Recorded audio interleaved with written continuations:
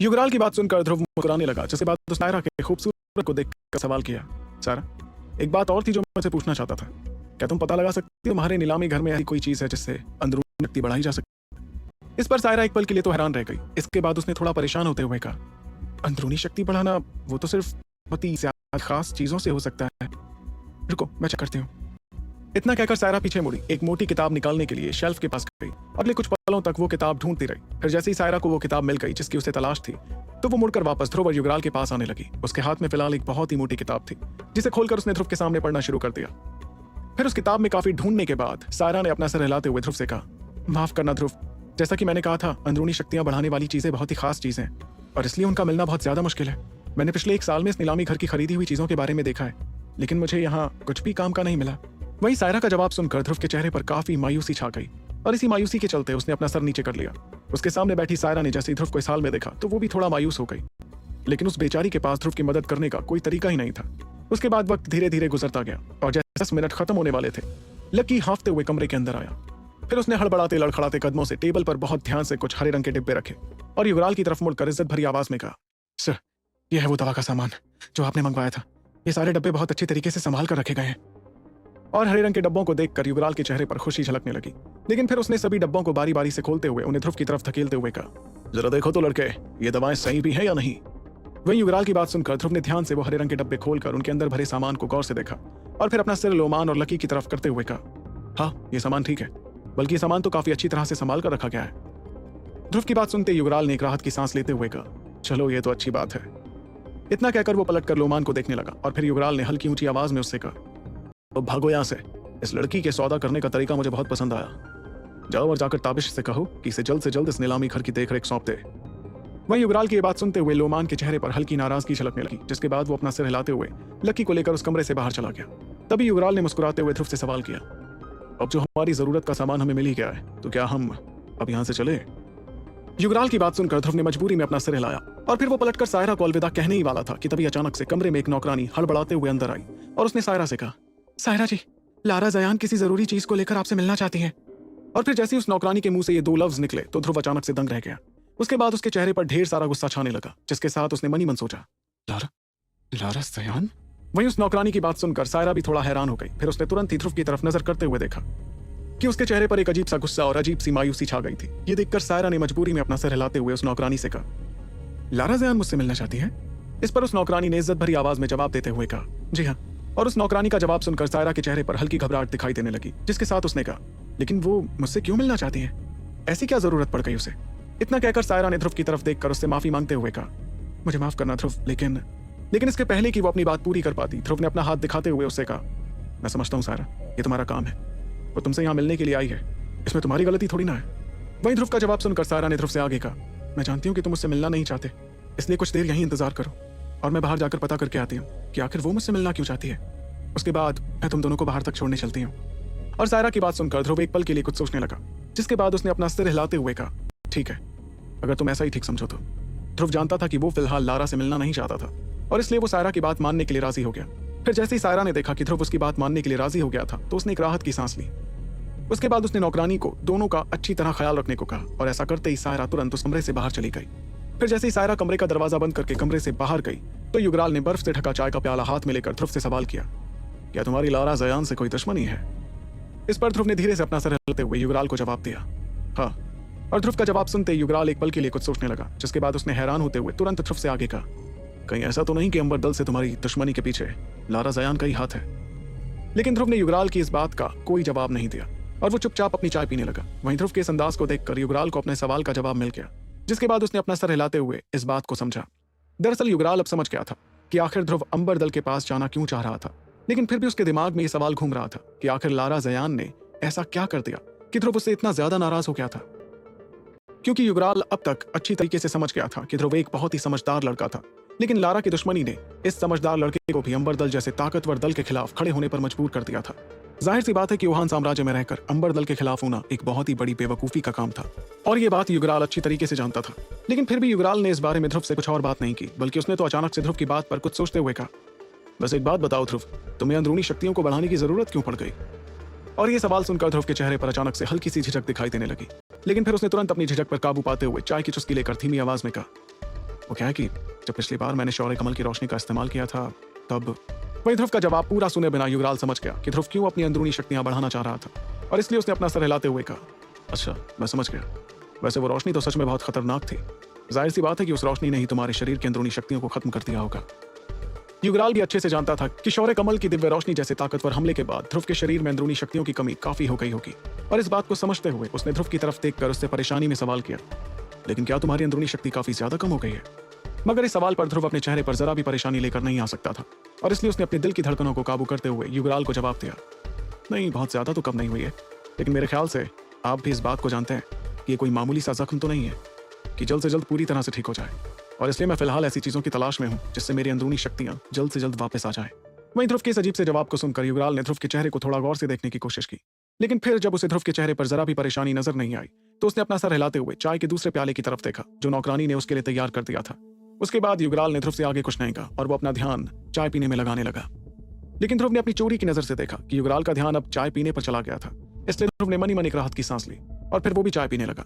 फिर क्योंकि दोनों इस वक्त चाय पीने में लगे हुए थे इसलिए उस कमरे में एक अजीब सा सन्नाटा छा गया। दूसरी ओर कमरे में मौजूद नौकरानी ने भी कुछ कहने की हिम्मत नहीं की, बल्कि वो तो चाय उड़ेलते वक्त भी शांत रही। उस कमरे की शांति इस तरह लगभग आधे घंटे तक जारी रही, जिसके बाद अचानक से कमरे का दरवाजा खुलने की आवाज आई। फिर उस आवाज के तुरंत बाद सायरा कमरे के अंदर आने लगी, जिसे देखकर ध्रुव ने चाय का प्याला टेबल पर रखते हुए उससे सवाल किया, क्या वो चली गई? और ध्रुव के हड़बड़ाते सवाल को सुनकर सायरा ने अपना सिर हिलाते हुए उसे जवाब दिया, हाँ कुछ ही मिनट पहले। इतना कहकर सायरा आकर अपनी जगह पर बैठ गई और उसके कुछ पल तक वो सामने रखी टेबल को थपथपाते हुए कुछ सोचती रही। तभी अचानक सायरा ने सोचना बंद करते हुए मुस्कुराकर ध्रुव से सवाल किया, ध्रुव एक बात बताओ, क्या तुम्हें सच में ऐसी किसी चीज की जरूरत है जिससे अंदरूनी शक्ति बढ़ाई जा सके? और सायरा के सवाल पर ध्रुव की दिल की धड़कनें अचानक से तेज हो गईं। फिर उसने तुरंत अपना सर हिलाते हुए सायरा को जवाब देते हुए कहा, हाँ मुझे ऐसी किसी चीज की सख्त जरूरत है। क्या दरबार नीलामी घर के पास क्या ऐसी कोई चीज है? देखो अगर तुम मुझे वो देने को तैयार हो तो मैं उसके लिए मुंह मांगी कीमत देने को भी तैयार हूँ। ये सुनकर सायरा ने सिर हिलाते हुए ध्रुव से थोड़ा मजबूर होकर कहा, देखो ध्रुव, अंदरूनी शक्ति जैसी ताकत को बढ़ाने के लिए जिन चीजों की जरूरत पड़ती है वो बहुत ही ज्यादा अनोखी है और इसलिए बहुत मुश्किल से मिलती हैं। और सच कहूं तो हमारे दरबार नीलामी घर जैसी जगह पर भी ऐसी चीजें शायद एक या दो बार ही आई होंगी। वहीं सायरा के चेहरे पर हल्की परेशानी झलकते देख ध्रुव ने थोड़ा परेशान होते हुए उससे कहा, तो क्या इसका मतलब? और उसने इतना कहा ही था कि सायरा ने उसकी बात को पूरा करते हुए कहा, इसका मतलब हमारे दरबार नीलामी घर में वो चीजें नहीं है जिससे तुम अपनी अंदरूनी शक्तियां बढ़ा सको। लेकिन जितना मुझे पता है वुहान शहर का एक ऐसा परिवार है जिसके पास एक बहुत ही खास पौधा है जिसका नाम है ग्रीन स्पिरिट सलाइवा। इस पौधे की खासियत यह है कि इसकी जड़ों से एक बहुत ही रहस्यमय और ताकतवर लिक्विड निकलता है। इस लिक्विड के इस्तेमाल से आसानी से अंदरूनी शक्तियों को बढ़ाया जा सकता है। और फिर जैसे ही ध्रुव ने सायरा के मुंह से ये बात सुनी तो उसके चेहरे पर ढेर सारी खुशियां झलकने लगी, जिसके साथ ध्रुव ने हड़बड़ाते हुए सायरा से पूछा, क्या क्या सच में? ये तो बहुत अच्छी खबर है। वैसे वो कौन सा परिवार है जिनके पास एक खास पौधा है? लेकिन ध्रुव का सवाल सुनकर सायरा के चेहरे पर एक हल्की सी मुस्कुराहट दिखाई देने लगी। इस मुस्कुराहट के साथ उसके चेहरे पर जवाब देने की झिझक भी दिखाई दे रही थी। वहीं दूसरी ओर ध्रुव सायरा के चेहरे को देखकर समझ नहीं पा रहा था कि अचानक से उसे क्या हो गया। फिर एक पल सोचने के बाद ध्रुव को अचानक से कुछ ऐसा याद आया जिससे उसके चेहरे पर मायूसी छाने लगी। तभी ध्रुव ने इस मायूसी के साथ सायरा से सवाल किया, कहीं ऐसा तो नहीं कि वो परिवार जयान परिवार है? और ध्रुव की बात सुनकर सायरा ने मजबूरी में सिर हिलाते हुए जवाब दिया, हाँ वो जयान परिवार ही है जिनके पास ग्रीन स्पिरिट सलाइवा है। इस पर ध्रुव ने अपना माथा रगड़ते हुए धीमी आवाज में सायरा से कहा, इस तरह की खास चीज को तो कोई भी बहुत छुपा कर रखेगा। चलो एक पल के लिए मेरे दिल में उस परिवार के लिए जो दुश्मनी है उसे अलग भी करते हैं, तो भी मुझे नहीं लगता कि वो परिवार मुझे ग्रीन स्पिरिट सलाइवा बेचने को राजी होगा। तो क्या तुम ये चाहती हो कि मैं वहां जाकर उनसे ग्रीन स्पिरिट सलाइवा चुरा लूं? वैसे अगर मेरे पास कोई और रास्ता नहीं बचा तो। लेकिन ध्रुव की बात सुनकर सायरा के चेहरे पर हल्की नाराजगी छलकने लगी, जिसके साथ उसने ध्रुव से कहा, अरे कौन कह रहा है तुम्हें कि जाकर उनसे वो चीज चुरा लो? क्या तुम्हें पता नहीं है कि जयान परिवार भी हमारे दरबार परिवार की तरह ही साम्राज्य के 3 सबसे बड़े परिवारों में आता है? और तो और जयान परिवार के बहुत से लोग साम्राज्य के लिए बहुत खास लोग हैं, इसलिए अगर उनकी ताकत की बात करें तो वो भी हमारे दरबार परिवार जैसे ही ताकतवर हैं। वैसे तो मैं जानती हूँ कि तुम्हारे पास जुगराल जी जैसे ताकतवर योद्धा हैं, लेकिन उसके बावजूद तुम्हारे लिए जयान परिवार से वो ग्रीन स्पिरिट सलाइवा जोर जबरदस्ती हासिल करना बहुत मुश्किल होने वाला है। और अगर तुम हड़बड़ाहट में उनसे जिंदगी और मौत की लड़ाई लड़ने लगे तो हो सकता है कि ग्रीन स्पिरिट सलाइवा तबाही हो जाए। ऐसे में तो तुम्हारी सारी मेहनत बर्बाद ही चली जाएगी ना। वही सायरा की बात सुनकर ध्रुव ने परेशान होते हुए उससे सवाल किया, तो मैं उस चीज को जयान परिवार से चुरा नहीं सकता और ना ही मैं उनसे वो चीज खरीद सकता हूँ, तो तुम ही बताओ कि आखिर मैं वो ग्रीन स्पिरिट सलाइवा उनसे हासिल कैसे करूं? आखिर कैसे हासिल कर पाएगा? देने की बजाय मुस्कुराते हुए उसे कहानी सुनाने लगी। जयान परिवार के बुजुर्ग यानी लारा के दादाजी बहुत वक्त पहले खतरनाक रैंक 5 के जानवर से लड़े थे और वैसे तो वो हराकर मारने में कामयाब हुए थे, लेकिन बदकिस्मती से वो तिलस्मी जानवर उनके शरीर में एक बहुत ही खौफनाक जहर छोड़ने में कामयाब हो गया था। इस जहर का नाम है सीरिंग पॉइजन। जिसके नाम से ही बहुत से लोग कांप जाते हैं। और क्योंकि तुम्हें दवाओं के बारे में काफी कुछ पता है, इसलिए मुझे लगता है तुम्हें इस खतरनाक जहर के बारे में भी पता ही होगा। ऐसा कहा जाता है कि वो जहर इतना ज्यादा खतरनाक है कि उससे एक रैंक 6 का तिलस्मी जानवर तक मर सकता है। वो तो इंसानों की किस्मत अच्छी है कि ऐसे तिलस्मी जानवरों की तादाद ना के बराबर है, नहीं तो शायद हम लोग बहुत ही बड़ी मुश्किल में पड़ जाते। वहीं सायरा की बात सुनकर ध्रुव अचानक से सोच में पड़ गया और उसने सायरा की तरफ देखकर अपना सर हिलाते हुए उससे कहा, अच्छी कहानी है और मैं जानता हूँ कि वो जहर कितना ज्यादा खतरनाक है, लेकिन मुझे अब तक समझ नहीं आया कि उस जहर का ग्रीन स्प्रिट सलाइवा से क्या रिश्ता है, क्योंकि शायद हम उस बारे में बात कर रहे थे, है ना? और ध्रुव की ये बात सुनकर सायरा ने एक बार फिर हल्की नाराजगी के साथ ध्रुव से कहा, क्या तुम मेरी बात पूरी सुनोगे या फिर मुझे ऐसे ही बीच में टोकते रहोगे?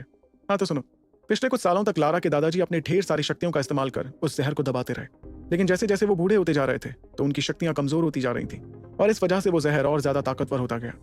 फिर महीने भर पहले उनके शरीर में छिपा सीरिंग पॉइजन अचानक से फूट पड़ा और इस वजह से लारा के दादाजी, जो शक्तिमान रैंक के योद्धा हैं, अचानक से बेहोश हो गए और अब पूरा जयान परिवार इस परेशानी से बाहर निकलने के लिए किसी अच्छे हकीम को ढूंढ रहा है।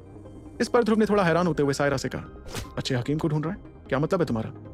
लारा अपने ओहदे के हिसाब से तो उस हकीम शांडिल से भी ये काम करवा सकती है, क्योंकि मुझे नहीं लगता कि लारा उससे बेहतर हकीम ढूंढ पाएगी अपने दादाजी का इलाज कराने के लिए। लेकिन ध्रुव की बात सुनकर सायरा ने मुस्कुराते हुए उसे जवाब दिया, हाँ तुमने बिल्कुल ठीक कहा, उसने शांडिल से इसके बारे में बात की थी, लेकिन हकीम शांडिल भी उस जहर को अलग नहीं कर पा रहे हैं।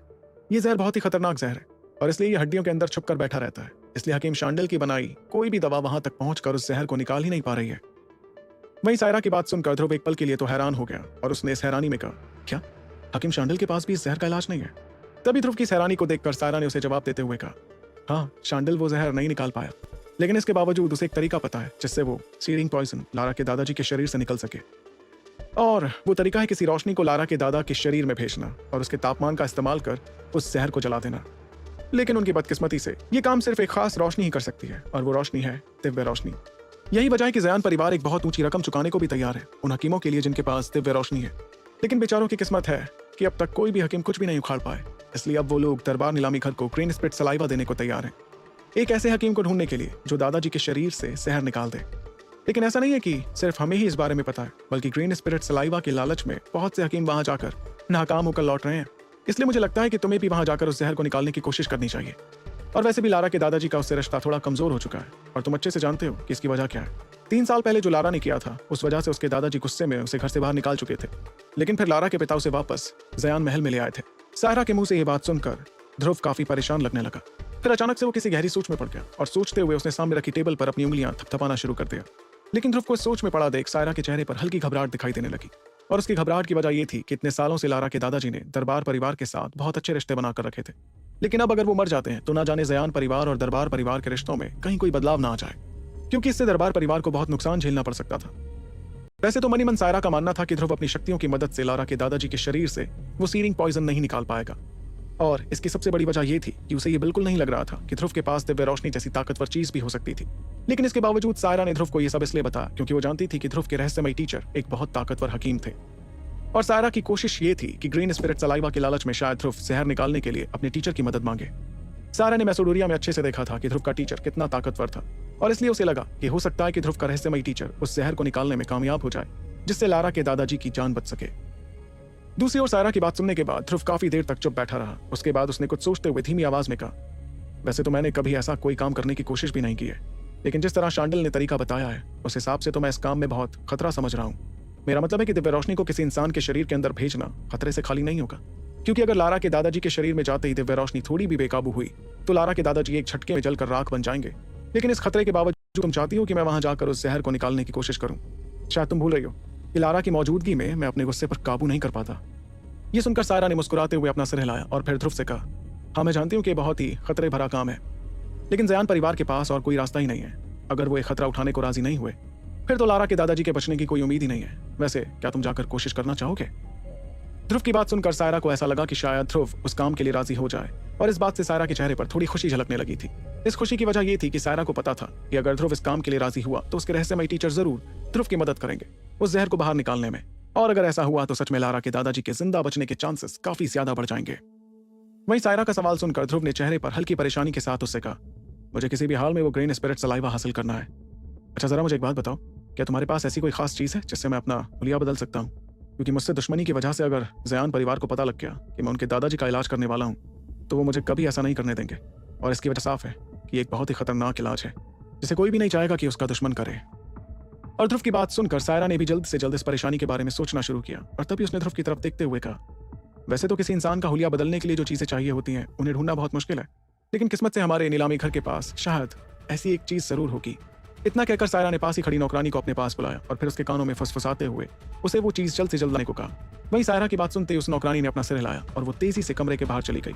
उसके कुछ पलों बाद वो एक बहुत ही आलिशान दिखता लकड़ी का डिब्बा लेकर कमरे के अंदर आई और फिर वहां आते ही उसने वो डब्बा सीधे टेबल पर रख दिया। उस बहुत ही खास दिखते लकड़ी के डिब्बे को ध्रुव ने धीरे धीरे खोला और उसने देखा कि उसके अंदर एक अजीब सा मास्क रखा हुआ था। फिर ध्रुव ने कुछ सोचते हुए जैसे उस मास्क को छुआ तो उसे अचानक से अपने हाथ में एक कच्ची ठंडक महसूस हुई। तभी ध्रुव को उस ठंड कर हैरान होते देख सायरा ने मुस्कुराते हुए उससे कहा, इसे एक बहुत ही खास तरह के बर्फीले कपड़े से बनाया गया है जो एक बर्फीले कीड़े ने बनाया है, और फिर उस कपड़े को हमारे अव्वल दर्जे के कारीगरों ने एक इंसान के चेहरे में बदल दिया। जब तक तुम इस मास्क को पहने रहोगे मुझे नहीं लगता कि कोई भी तुम्हें पहचान पाएगा। तुम्हें शायद पता नहीं होगा, लेकिन ये बर्फीला कपड़ा हमारे दरबार नीलामी घर की खासियत है। अगर इसे हम नीलाम करने जाएं तो ये कम से कम 3 लाख सोने के सिक्कों का तो बिकेगा ही, लेकिन ये तुम्हारे बिल्कुल मुफ्त है और तुम्हें घबराने की जरूरत नहीं है, क्योंकि सच कहूं तो अगर तुम लारा के दादाजी का इलाज करने में कामयाब हो जाते हो तो दरबार नीलामी घर को 3 लाख सोने के सिक्कों से कई गुना ज्यादा मुनाफा होगा। इसलिए इस मास्क को एक तरह से हमारा इन्वेस्टमेंट ही मान लो। ये सुनकर ध्रुव हैरानी से अपना सर हिलाने लगा, लेकिन उसने अपना मुंह खोलकर वो मास्क लेने से मना नहीं किया। और फिर ध्रुव ने धीरे धीरे उस मास्क को दोनों हाथों से पकड़ते हुए अपने चेहरे के पास लाना शुरू किया। तभी अचानक ध्रुव को महसूस हुआ कि उसके पास आते ही वो मास्क अपने आप उस पर चिपकने लगा था। इस एहसास से पहले तो ध्रुव थोड़ा घबरा गया, लेकिन फिर उसने जैसे ही वो मास्क अपने चेहरे पर पहना तो उसे चेहरे पर एक अजीब सी ठंडक महसूस होने लगी और मास्क पहनने के तुरंत बाद ध्रुव को अचानक महसूस हुआ कि उसका चेहरा बदलने लगा था। वहीं उसके सामने बैठी सायरा ने जैसे ही ध्रुव का चेहरा बदलते हुए देखा तो उसने मुस्कुराकर पास ही रखा एक आईना ध्रुव के सामने करते हुए कहा, इस मास्क का असर बहुत जल्दी दिखने लगता है और ये बहुत असरदार भी है, लो खुद ही इसे देख लो। और ध्रुव ने जैसे ही उस आईने में अपनी शक्ल देखी तो वो अचानक से दंग रह गया। उसे समझ ही नहीं आया कि कैसे उसका चेहरा एक झटके में इतना ज्यादा बदल गया था, लेकिन फिर धीरे धीरे ध्रुव ने खुद को संभालते हुए अपनी हैरानी को काबू किया। इतने में सायरा ने मुस्कुराते हुए ध्रुव से आगे कहा, वैसे तो ताकतवर लोग दूसरों की शक्तियों से एक दूसरे को पहचान लिया करते हैं, लेकिन तुम तो जयान परिवार से कभी मिले ही नहीं हो। रही बात लारा की, तो मुझे लगता कि 3 बाद लारा तुम्हारी शक्तियों से तुम्हें पहचान पाएगी, क्योंकि तुम पहले से ही बहुत ताकतवर हो गए हो। इसलिए इस मास्क की मदद से तुम्हें पहचानना उनके लिए एक बहुत ही मुश्किल काम होगा। ये सुनकर ध्रुव ने अपना सिर हिलाया और वो अपनी उंगलियों को अपने बदलते हुए चेहरे पर फेरने लगा। फिर कुछ देर तक अपने इस नए चेहरे को महसूस करने के बाद ध्रुव ने सायरा से कहा, अगर ऐसा है तो मैं जाकर कोशिश करता हूँ लारा के दादाजी का इलाज करने की, और अगर मैं उनके शरीर से वो सीरिंग पॉइजन निकाल सका तो मैं उसे जरूर निकाल कर उन्हें ठीक कर दूंगा। वैसे इलाज बहुत ही खतरनाक होने वाला है, इसलिए अगर कभी मेरे जज्बात मेरे दिमाग पर हावी होने लगे तो मैं दावा नहीं कर सकता कि बेचारे दादाजी जलकर राख नहीं होंगे। वहीं ध्रुव की बात सुनकर सायरा ने मजबूरी में अपना सर हिलाते हुए कहा, ठीक है, मैं तुम्हारे लिए एक लेटर तैयार कर देती हूँ। जब तुम जयान परिवार के पास जाओगे तब वो लेटर तुम्हारी थोड़ी मदद कर देगा। इतना कहने के बाद सायरा ने तुरंत एक खास कागज टेबल की ड्रॉर से बाहर निकाला और वो उस पर पेन से कुछ लिखने लगी। फिर अगले कुछ पल बाद उसने वो लेटर मोड़ कर एक लिफाफे में रख दिया, जिसे उसने मुस्कुराकर ध्रुव को थमाते हुए कहा, ध्रुव कोशिश करना कि मेरा नाम खराब ना हो, ये पहली बार है जब मैं किसी की सिफारिश कर रही हूँ। और सायरा की बात सुनकर ध्रुव ने मुस्कुराते हुए उसे जवाब दिया, कोशिश तो पूरी करूंगा। वैसे मैं तुम्हें बहुत परेशान कर चुका हूँ, इसलिए अब और ज्यादा परेशान नहीं करूंगा। अब तुम सब कुछ मुझ पर छोड़ दो। इस पर सायरा ने भी मुस्कुराते हुए ध्रुव से कहा, देखो इस नीलामी घर में बहुत नजरें तुम पर रहेंगी, इसलिए मुझे लगता है कि मेरा तुम्हारे साथ जाना ठीक नहीं होगा, ताकि कोई भी तुम्हें पहचान ना सके। लेकिन अगर तुम्हें किसी भी मदद की जरूरत पड़े तो तुम कभी भी दरबार नीलामी घर आ सकते हो। मैं पूरी कोशिश करूंगी कि तुम्हारी मदद कर सकूं। वहीं सायरा की बात सुनकर ध्रुव भी मुस्कुराते हुए अपना सिर हिलाने लगा। फिर वो तुरंत कुर्सी से खड़ा हुआ और उसने युगराल को भी चलने का इशारा किया। ऐसा करते ही ध्रुव सीधे दरवाजे के बाहर जाने लगा और तभी युगराल भी कुर्सी पर से उठा और उसने सायरा की तरफ देखकर उससे कहा, देखो लड़की, अगर वो बेवकूफ ताबिश मेरे बारे में पूछे तो उससे कहना कि मैं अपना काम पूरा करके उससे मिलने जरूर आऊंगा, और उसे खास तौर पर समझा देना कि पागलों की तरह मुझे ढूंढता ना फिरे, समझी। लेकिन युगराल की सुनकर सायरा एक पल की लिंग रह गई। फिर उसने खुद पर काबू पाते हुए युगराल को जवाब दिया, हाँ जी, मैं उन्हें बता दूंगी। तो क्या ध्रुव लारा के दादाजी की जान बचाकर जयान परिवार से ग्रीन स्पिरिट सलाइवा